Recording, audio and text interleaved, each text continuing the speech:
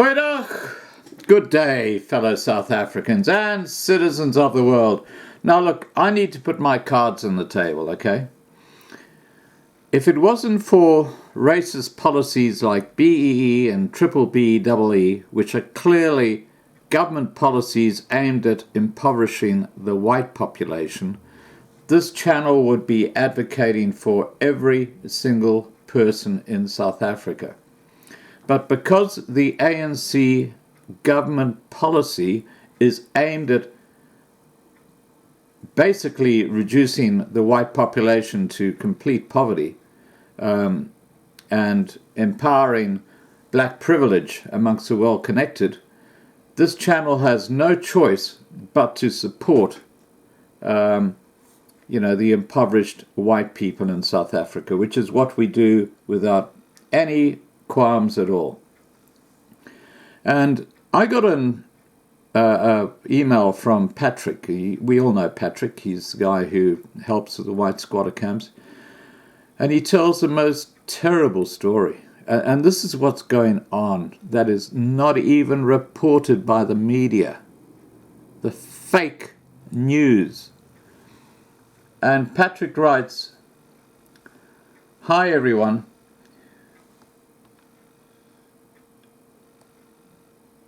It's Nicky from the white squatter camp, Munsieville, Pinga camp. Something horrible has happened here.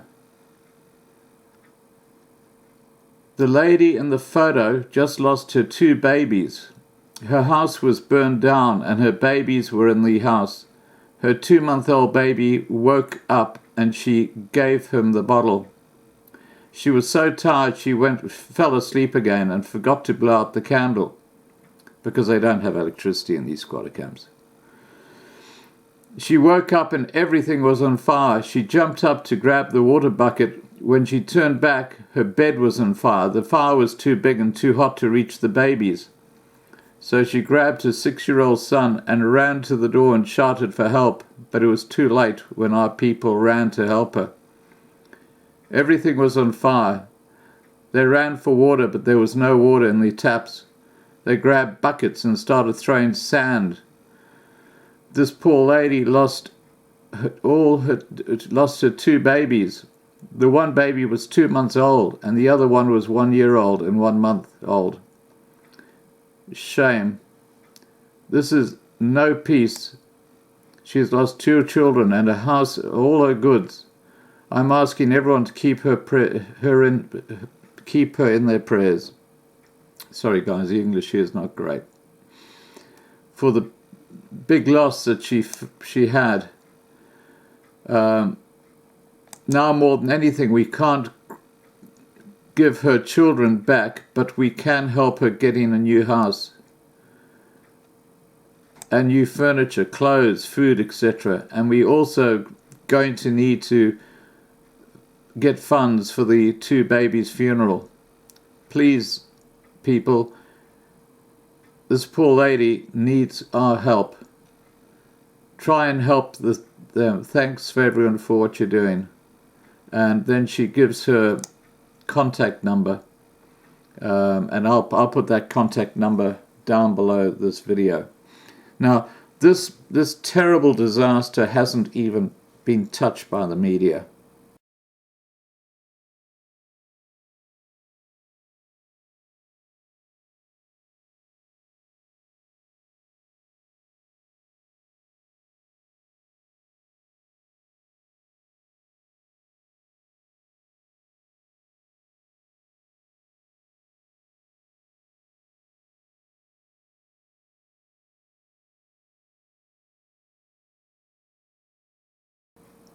And this is what's happening in the squatter camps today, the white squatter camps.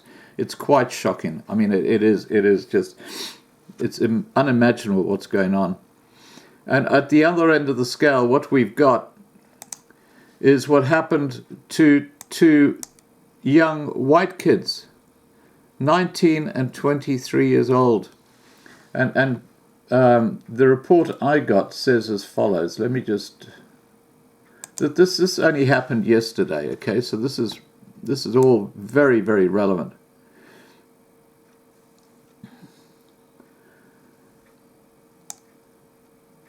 A father, a son, and girlfriend ran out of petrol. When the father came back from the garage with the petrol, his son and the girlfriend had been shot dead. And I'll be showing the pictures of both of these stories at the end of this intro.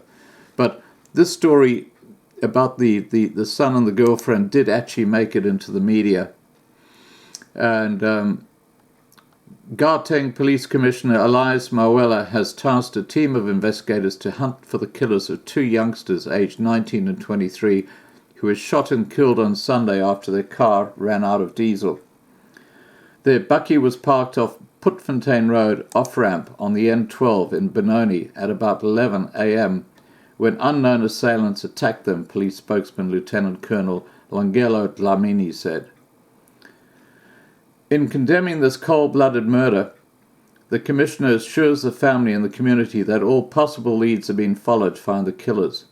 The tracking teams will work around the clock until the killers are brought to justice, Dlamini said. Dlamini said members of the community who were at the scene got a fire extinguisher and prevented the bakkie from catching fire. Now, I've got to tell you that I have huge doubts about the police force in South Africa now. From what I'm seeing, they are so incompetent, they're on the take. The corruption in the whole system in South Africa is rampant. It's everywhere. And so I take what they're saying here with a pinch of salt. Anyway, continue with the story. It is suspected that the assailants took a cell phone before fleeing the scene on foot. So they killed two people for a cell phone. And let's be quite clear about this. This is black on white murder. Like in just about every other white death through murder in South Africa.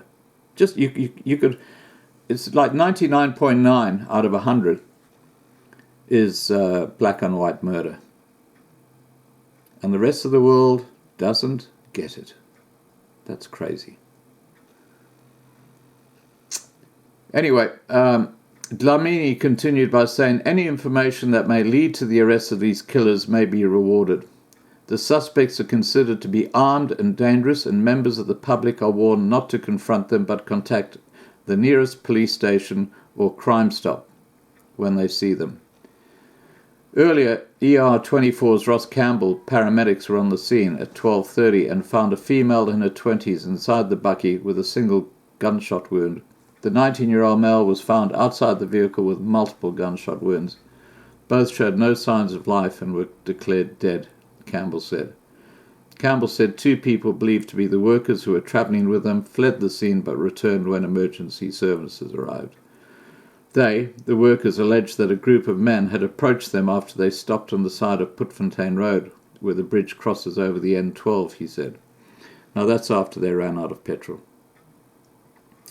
You know, if you're a tourist and you're travelling to South Africa, you're going to have to learn the rules of the road in South Africa. And the number one rule is never stop. And if you break down, God help you. And that includes having a puncture. It's very dangerous. It's like the Wild West. It is just. If you like adventure, if you like thrilling yourself by being on the dangerous side of things, well then South Africa is a no-brainer. But if you want to come there to a place where your family can relax and enjoy a lovely holiday, you stay well away from South Africa, believe me. All right, guys, please remember to subscribe to be kept informed. Ring the bell to get the updates, and have a great day. Bye for now.